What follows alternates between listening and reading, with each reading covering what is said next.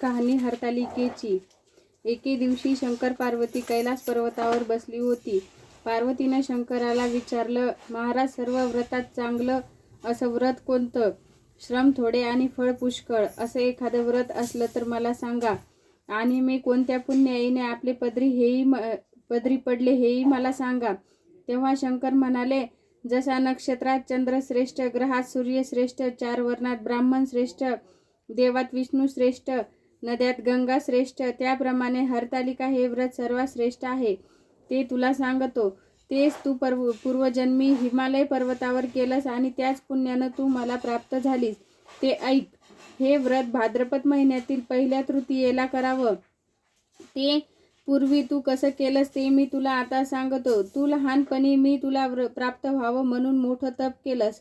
64 वर्ष तर झाडाची पिकली पानं खाऊन होतीस. थंडी, पाऊस, ऊन ही तिन्ही दुःख सहन केलीस. हे तुझे श्रम पाहून तुझ्या बापाला फार दुःख झाले व अशी कन्या कोणाला द्यावी अशी त्याला चिंता पडली. इतक्यात तिथं नारद मुनी आले. हिमालयानं त्यांची पूजा केली व येण्याचं कारण विचारलं. तेव्हा नारद म्हणाले, तुझी कन्या उपवर झाली आहे.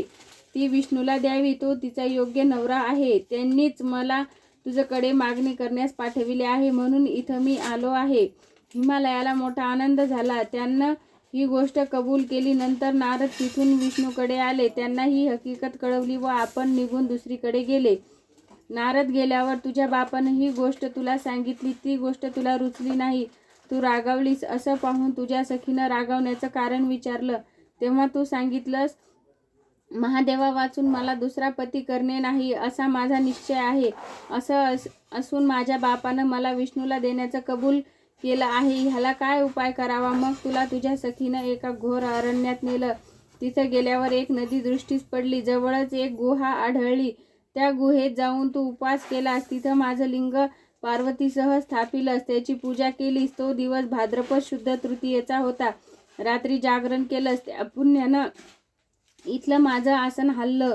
नंतर मी तिथं आलो. तुला दर्शन दिलं आणि वर मागण्यास सांगितलं. तू म्हणाली, तुम्ही माझे पती व्हावं याशिवाय दुसरी इच्छा नाही. नंतर ती गोष्ट मी मान्य केली. मी गुप्त झालो. पुढे दुसऱ्या दिवशी ती व्रतपूजा विसर्जन केलीस. मैत्रिणीसह त्याचं पारण केलंस. इतक्यात तुझा बाप तिथं आला. त्यानं तुला इकडे पळून येण्याचं कारण विचारलं. मग तू सर्व हकीकत सांगितलीस. पुढं त्यानं तुला मलाच देण्याचं वचन दिलं. तुला घरी घेऊन गेला. मग काही दिवसांनी चांगला मुहूर्त पाहून मला अर्पण केली. अशी या व्रतानं तुझी इच्छा पूर्ण झाली. याला हरतालिका व्रत असं म्हणतात. याचा विधी असा आहे, ज्या ठिकाणी व्रत करायचं असेल त्या ठिकाणी तोरण बांधावं, केळीचं खांब लावून ते स्थळ सुशोभित करावं, पुढं रांगोळी घालावी, पार्वतीसह महादेवाचं लिंग स्थापन करावं, षोडशोपचारांनी त्याची पूजा करावी, मनोभावे त्याची प्रार्थना करावी, नंतर ही कहाणी करावी व रात्री जागरण करावं. या व्रतानं प्राणी पापापासून मुक्त होतो. 7 जन्माचं पातक नाहीसं होतं. राज्य मिळतं. स्त्रियांचं सौभाग्य वाढतं. या दिवशी बायकांनी जर काही खाल्लं तर 7 जन्म वंध्या होतात. दरिद्र येतं व पुत्रशोक होतो. कहाणी ऐकल्यावर सुवासिनींना यथाशक्ती वाण द्यावं.